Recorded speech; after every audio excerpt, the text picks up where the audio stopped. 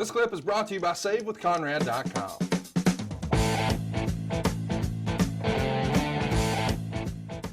Let's jump into it. SummerSlam 1990. Believe it or not, yesterday was the 30-year anniversary. Happened August 27th from the Spectrum in Philadelphia, Pennsylvania.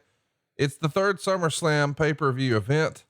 We've got 19,304 fans, which was actually the lowest attendance of the first 7 SummerSlams, but it's still a pretty solid gate, especially for 90. $338,450 from ticket revenue.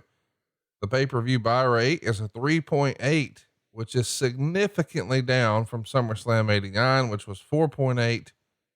But by the way, this slide would continue. SummerSlam 91 was a 2.7 buy rate. Bruce, what do you think about the WWF in 1990? I look at it through little kid glasses. It was my favorite year, but realistically, business was down from 89. Do you attribute that to Hulkamania maybe peaking in 89? A great storyline with the Macho Man? Is the business cyclical? Was the Warrior not the guy to be leading the company? What would you attribute this falling buy rate to? Fatigue. I think that people were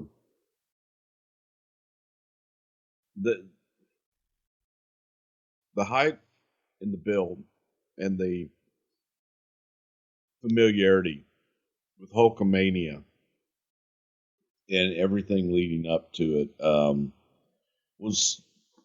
had reached a peak, and it had reached a fever peak in many ways, that the audience, I think, was just a little fatigued and not embracing Warrior nearly as much as they did Hulk.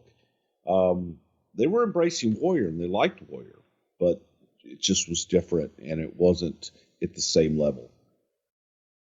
So do you buy into the theory that, and I mean, a lot of people subscribe to this, the wrestling business is cyclical. Sometimes it's going to be hot. Sometimes it's not. And some of that is just based on the sort of ebbs and flow of society? Or do you think that it really is, up to the company to keep it hot?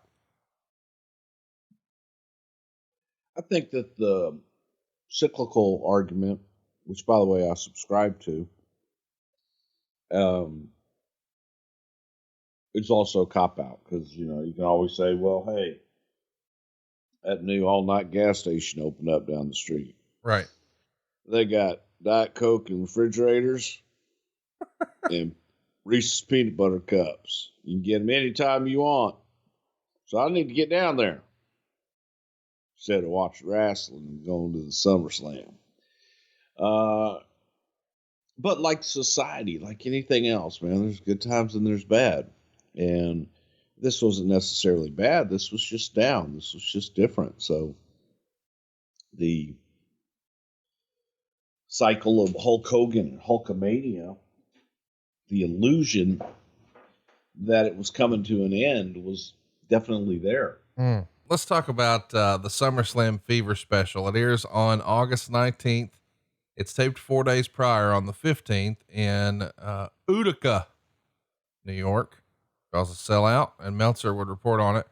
The actual best match on the 9-match special was Mr. Perfect beating Ron Garvin in 5:57. And that would probably only be a 1 3/4 match. And that's strictly for the performance by Perfect. Actually, for Garvin to have an effective match, he needed time.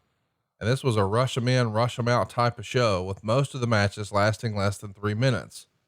The remainder of the wrestling matches saw Demolition Smash pin Jim Neidhart when Neidhart tried a sunset flip, but Smash held onto the ropes and sat on him for the pin.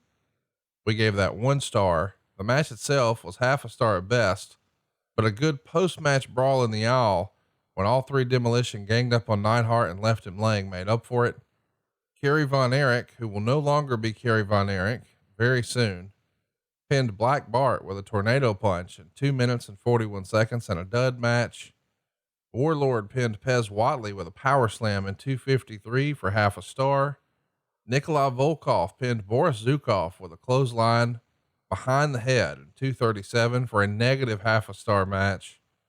Power and Glory beat a couple of enhancement guys in 235 when they did their finishing move of Hercules doing a superplex from one turnbuckle and Paul Roma jumping off the top rope onto the other guy from another turnbuckle. Jake Roberts pinned Mike Sharp with a DDT in 2 minutes and 39 seconds, and they had to pipe in a lot of fake crowd noise for this match. Urine Express would beat Shane Douglas and Sonny Blaze in 208.